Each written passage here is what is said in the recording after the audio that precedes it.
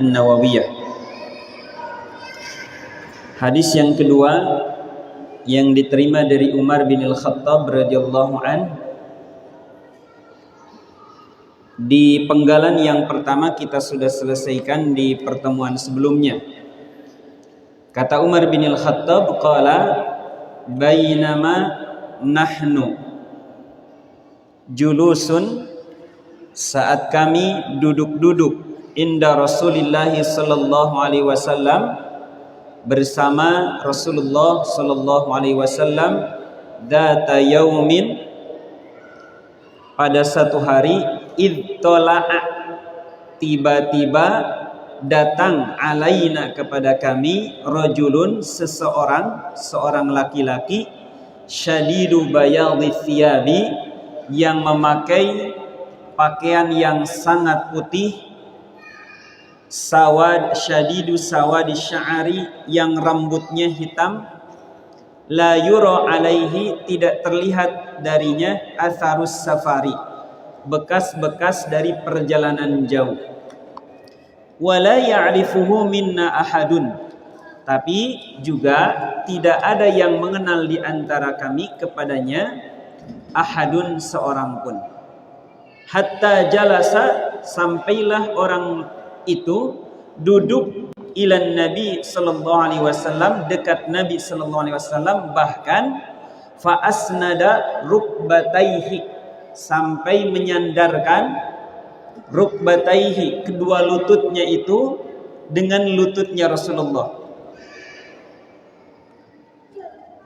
ila rukbataihi, wa wada'a kaffaihi, kemudian meletakkan telapak tangannya, ala fakhidaihi, ke atau di atas paha Rasulullah.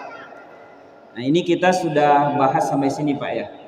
Kemarin terkait dengan etika, terkait dengan adab, bagaimana para sahabat senang dengan majelis ilmu, kemudian bagaimana menunjukkan antusiasnya terhadap majelis ilmu, dan ketika bahkan cara duduknya, mencari posisi duduk ketika majelis ilmu, itu sudah kita bahas insyaallah. Dan alhamdulillah ini sekarang udah mendekat Pak ya. Alhamdulillah, langsung diamalkan Pak. Wa qala, kemudian lelaki itu mengatakan, ya Muhammad, wahai Muhammad. Nah, ini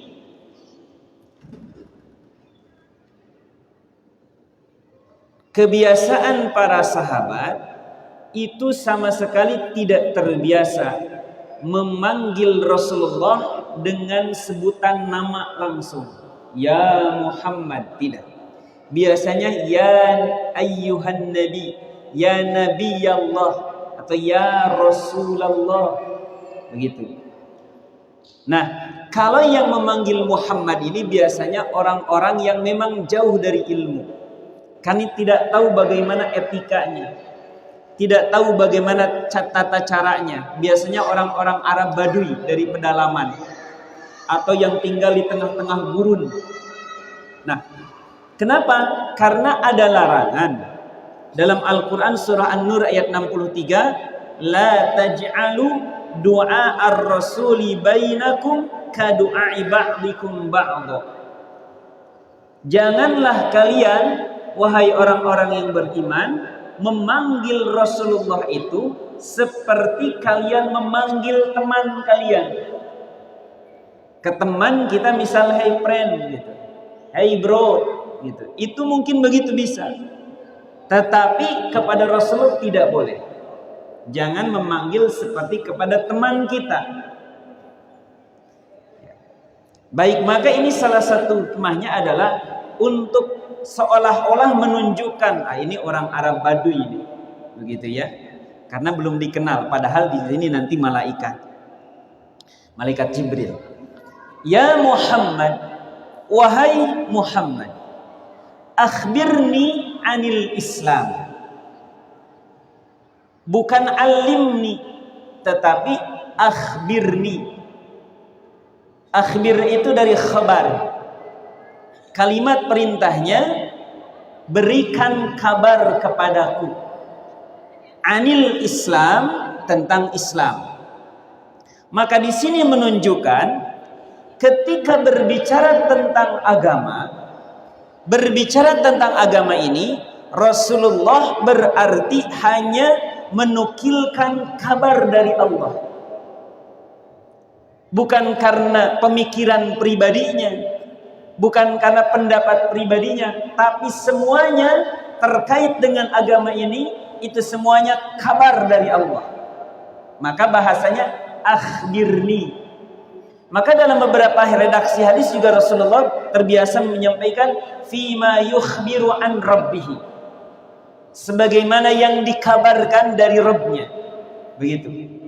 Jadi semua ketika berbicara tentang agama yang disampaikan oleh Rasulullah adalah kabar dari Allah Subhanahu wa taala. Maka dalam surah An-Najm, ya, wa ma yantiqu 'anil hawa in huwa illa wahyu yuha. Wa ma yantiqu 'anil hawa. Rasulullah itu tidak yantiqu, tidak mengatakan sesuatu. 'Anil hawa, dari hawa nafsunya, dari pendapat pribadinya. In huwa, beliau mengatakan sesuatu, illa, tidaklah beliau mengatakan sesuatu illa wahyu yuha, kecuali berdasarkan wahyu dari Allah. Maka tadi malaikat Jibril pun kan itu udah paham hal itu, mengatakan kepada Rasulullah, akhbirni, kabarkan kepadaku ya Rasulullah tentang al-Islam. Apa itu al-Islam? Rasulullah menjawab, faqala Rasulullah sallallahu alaihi wasallam, maka Rasulullah menjawab, al-Islam, Islam itu adalah an tashhada an la ilaha illallah wa anna Muhammadan Rasulullah. Yang pertama, wa tuqimas shalah. Yang kedua, wa tu'tiyaz zakah wa tasuma ramadan wa tahujjal baita in istata'ta ilaihi sabila. Itu dijawab oleh Rasulullah. 5 rukun Islam. Baik.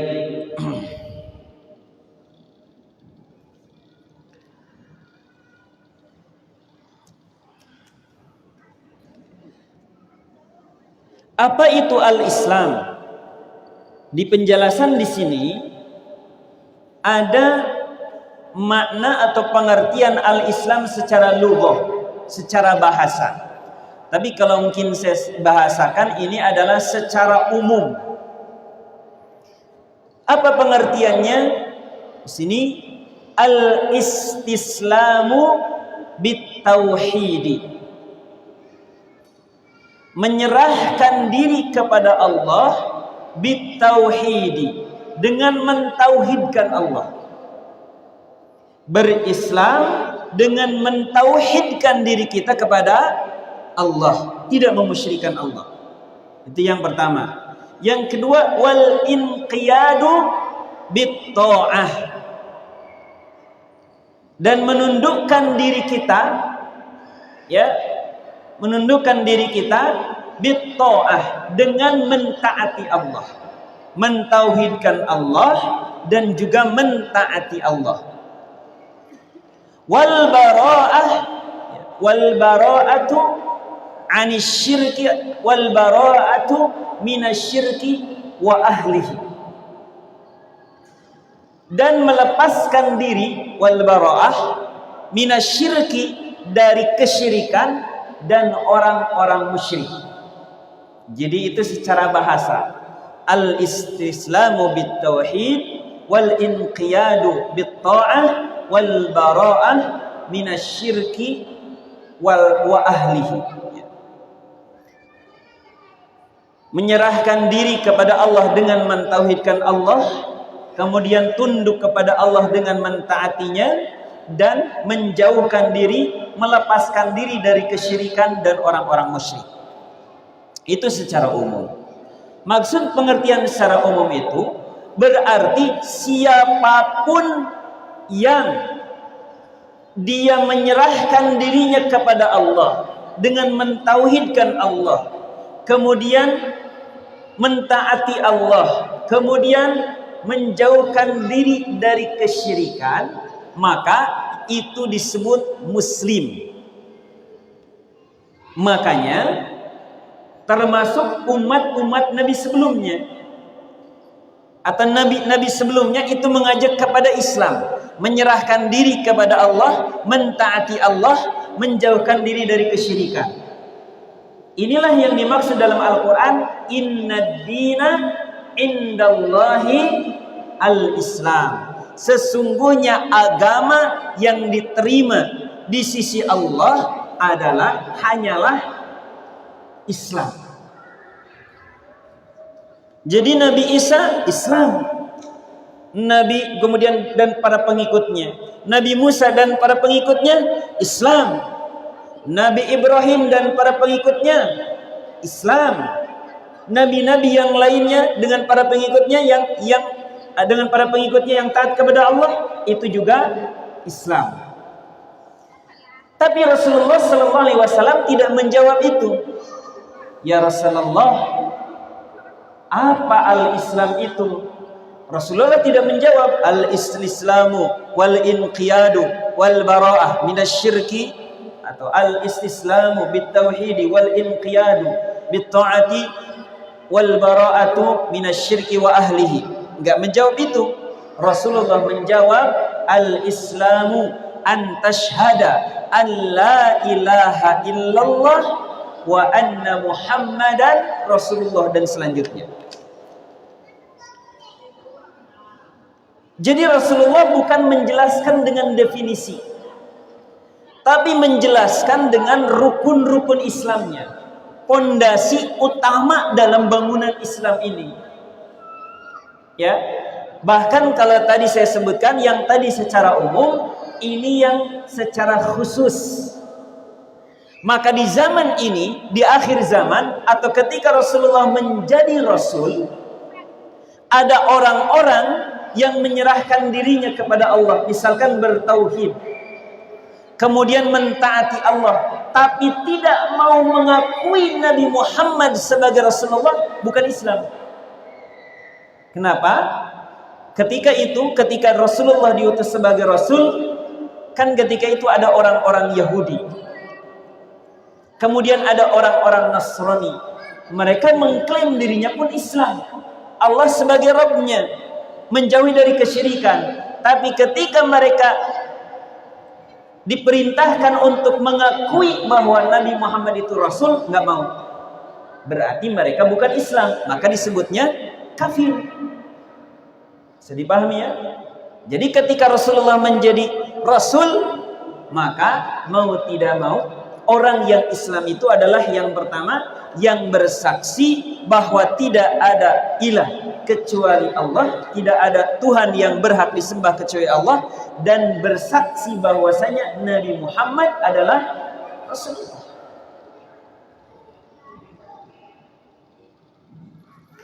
Baik, Rasulullah di sini menjawab dengan 5 hal. Ini menunjukkan 5 hal ini adalah bagian yang paling penting, yang paling fundamental, bagian utama, pokok, rukun, tiang dalam agama Islam ini. Apa yang pertama? Rasulullah menyampaikan an tashhada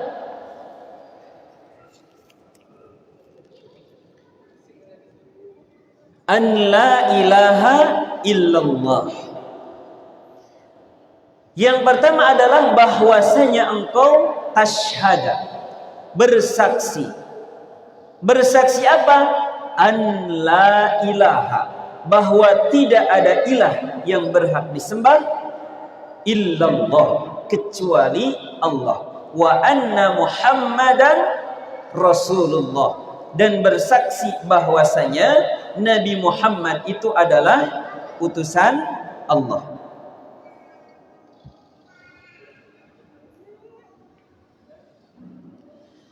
Asy-syahadah. Apa itu syahadah? Bersaksi. Apa itu syahadah atau bersaksi? Adalah seseorang mengikrarkan atau mengabarkan, mengikrarkan, mengabarkan dengan lisannya apa yang diyakini di dalam hatinya. Al-iqraru bil lisan. Mengikrarkan dengan lisan sesuatu yang diyakini di dalam hatinya. Itunya namanya syahadah, bersaksi.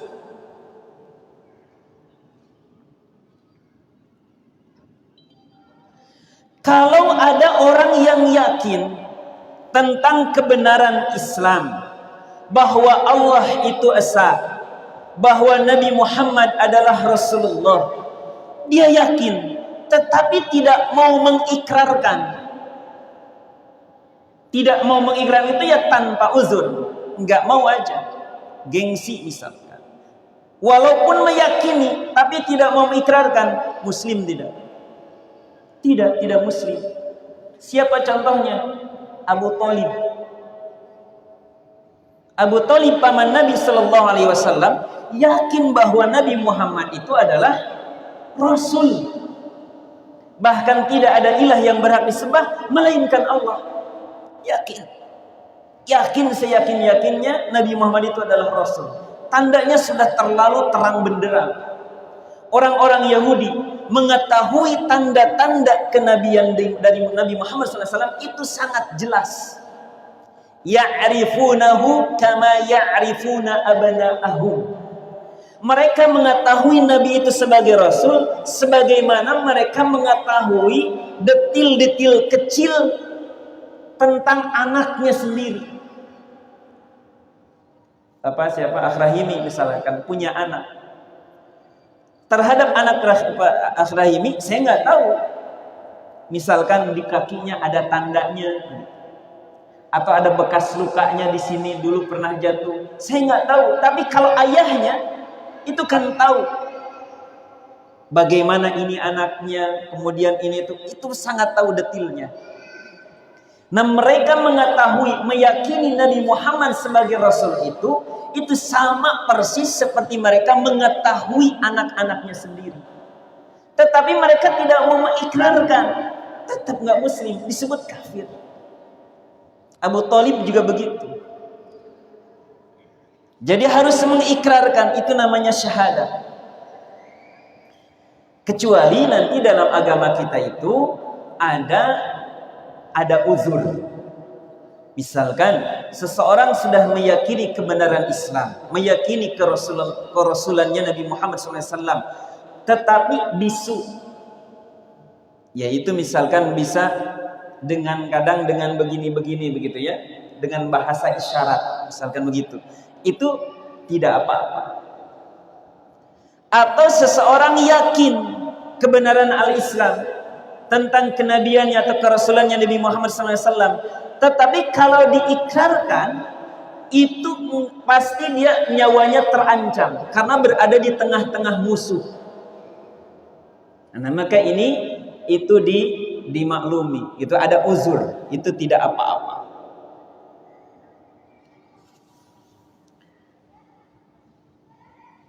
Sekarang dibalik.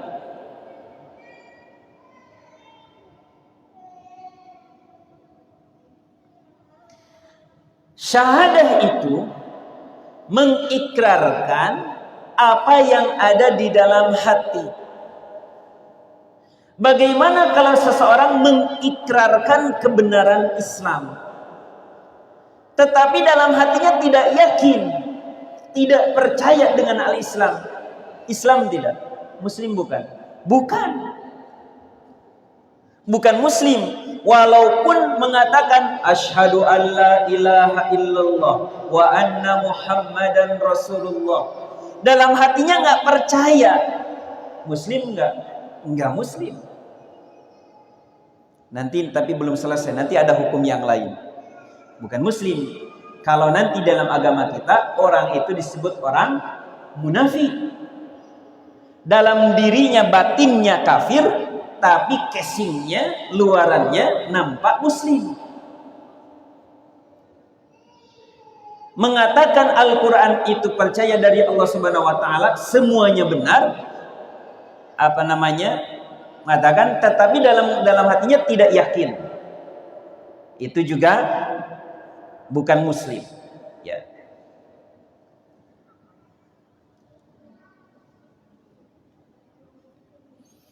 Jadi syahadah itu, ya, seseorang mengikrarkan apa yang ada, yang diyakini oleh hatinya. Ya, ini juga dalam persaksian, misalkan dalam pengadilan, saksi itu harus mengatakan sesuatu yang diyakininya, ya kan? Apakah engkau melihat itu? Apakah engkau melihatnya langsung? Bagaimana kesaksiannya? Yakin dia yang nembak Pak Hakim.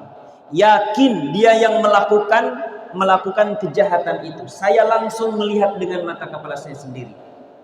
Dia mencekiknya misalkan. Dia mengambil barang curiannya. Yakin. Kalau seorang saksi mengatakan sesuatu yang tidak diyakininya, itu berarti saksi palsu. Dalam Islam bahaya itu. Ya, bahkan bisa dia menjadi kena hukuman ketika dia mengatakan persaksiannya persaksian palsu. Bahkan kalau dia menuduh seseorang berzina, ya, dengan persaksian palsunya, dia yang bisa kena hukum. Baik, itu dalam hal persaksian dalam keseharian kita. Nah, ini terkait dengan syahadah kita. Asy-syahadah itu berarti al-iqrar bil lisan, ya. Kemudian tadi meyakini dengan hati, kemudian mengucapkannya dengan lisan. Mengikrarkan atau mengabarkan dengan lisannya apa yang diyakininya dalam hatinya. Maka ketika ada orang yang ingin masuk Islam, yang ingin syahadat, yakinkan tuh ketika syahadat itu, yakinkan bahwa Allah itu Maha Esa, bahwa Nabi Muhammad itu adalah Rasulullah. Ketika mengucapkan itu akan kuat pengaruhnya, akan berbekas, akan bisa merubah dirinya. Asyhadu an la ilaha illallah wa asyhadu anna Muhammadan Rasulullah.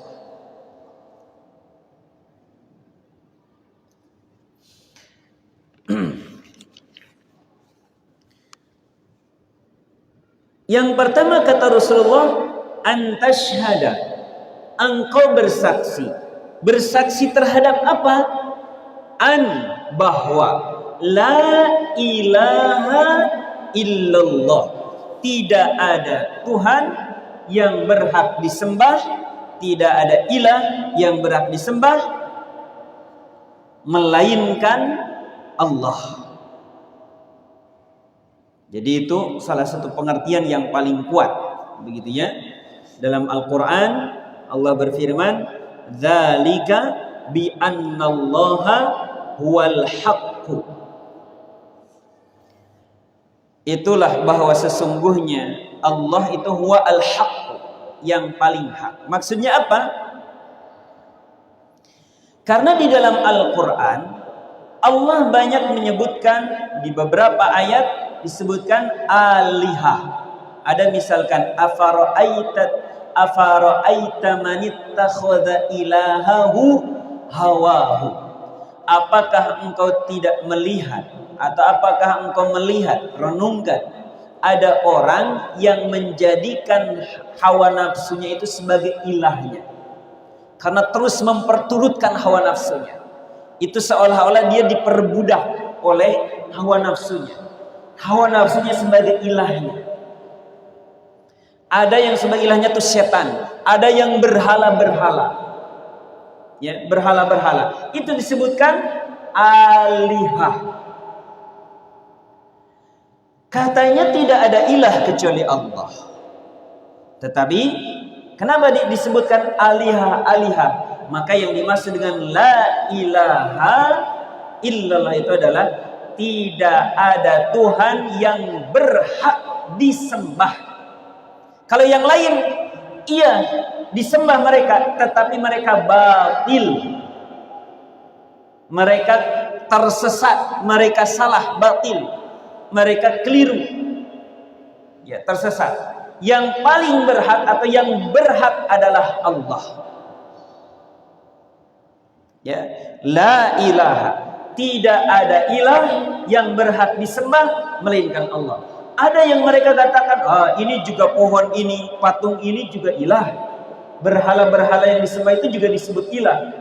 Ya, maka apakah ilah? Ya ilah, tetapi mereka batil. Hanya Allah sajalah yang berhak untuk disembah. La ilaha illallah. Syahadat ini, asyhadu an la ilaha illallah. Syahadat ini adalah kalimat yang sangat agung. Karena begitu agungnya, maka banyak sekali keutamaannya.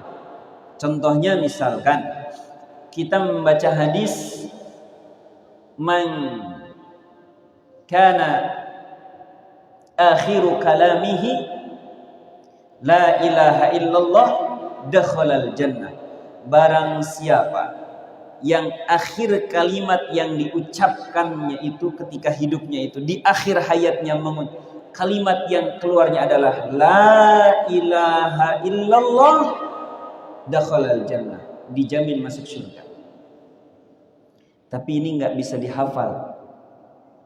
Yang memudahkan kita untuk mengucapkan la ilaha illallah menjelang wafat itu adalah amal soleh, kebiasaan kita juga, ketaatan kita.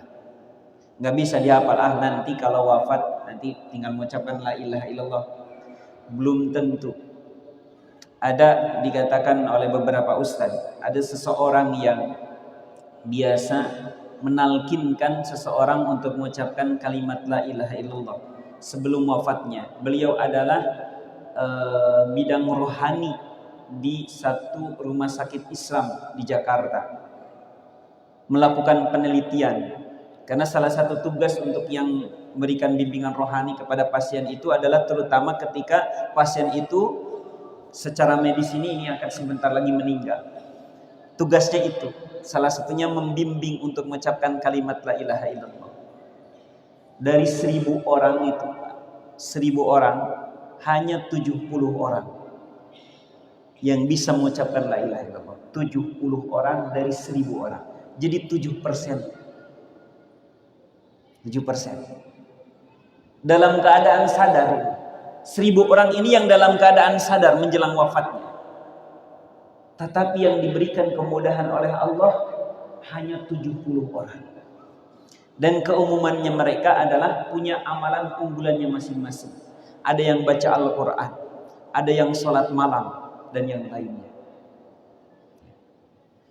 Baik, kemudian yang misalkan ada kemudian hadis lagi. Kalau orang yang sudah mengucapkan asyhadu an la ilaha illallah, maka dia berarti sudah masuk Islam. Walaupun mungkin kita ada kecurigaan, ini masuk Islamnya kayaknya mau nikah aja. Ini mungkin masuk Islamnya untuk melindungi dirinya sendiri. Ketika itu dalam peperangan ada seorang musuh dikejar oleh Usamah, kalau nggak salah Usamah bin Zaid. Kemudian sebelum dibunuh, asyhadu an la ilaha illallah. Musuh tuh. Ini udah mau dibunuh, nih pedang udah diunuskan. Asyhadu an la ilaha illallah. Kata Usamah, ini mah supaya ingin membela diri aja, supaya nggak dibunuh. Pas di pedang. Sabet tuh lehernya, langsung mati. Padahal udah mengucapkan asyhadu an la ilaha illallah. Hal itu dilaporkan kepada Rasulullah. Ya Rasulullah, tadi Usamah ngejar musuh. Saat mau ditebas tuh lehernya begitu ya, saat mau dibunuh, ternyata dimengucapkan la ilallah. Dipanggillah Usamah bin Zaid ketika itu. Rasul mengatakan, aqataltahu ba'da an qala la ilaha illallah.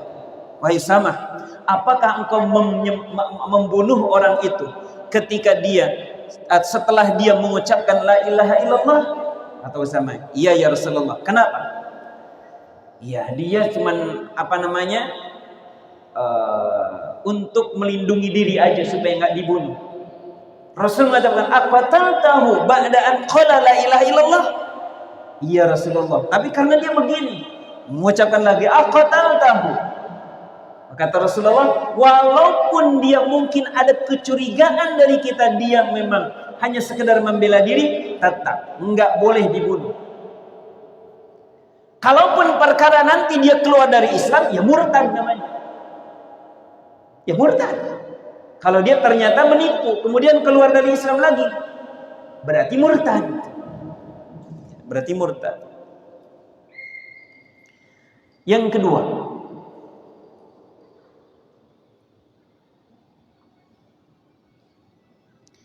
dari makna la ilaha illallah, tidak ada ilah yang berhak disembah kecuali Allah. Berarti kita fahami, orang yang mengucapkan itu berarti dia sudah siap dengan konsekuensinya. Seseorang yang mengucapkan kalimat la ilaha illallah Muhammad Rasulullah, berarti dia sudah siap dengan konsekuensi dari yang diucapkannya itu. Apa konsekuensinya? Kita lanjutkan di pertemuan berikutnya. Udah 20 detik lagi. Ya. Insyaallah pertemuan berikutnya di jeda 2 pekan, Pak ya, 2 kali pertemuan. Ada amanah saya di hari Ahad depan pagi-pagi berangkat membimbing umroh. Sekitar 11 hari. Jadi mungkin 2 kali pertemuan, 2 Ahad tidak bisa melanjutkan ini. Insyaallah dilanjutkan di 1 kali 2 3 pekan berikutnya insyaallah biiznillah. Diingatkan ya, kadang lupa terkait dengan konsekuensi kalimat tauhid la ilaha illallah. Mudah-mudahan ada manfaatnya. Subhanakallahumma bihamdika asyhadu an la ilaha illa anta astaghfiruka wa atubu ilaik. Walhamdulillahirabbil alamin. Wassalamualaikum warahmatullahi wabarakatuh. Allah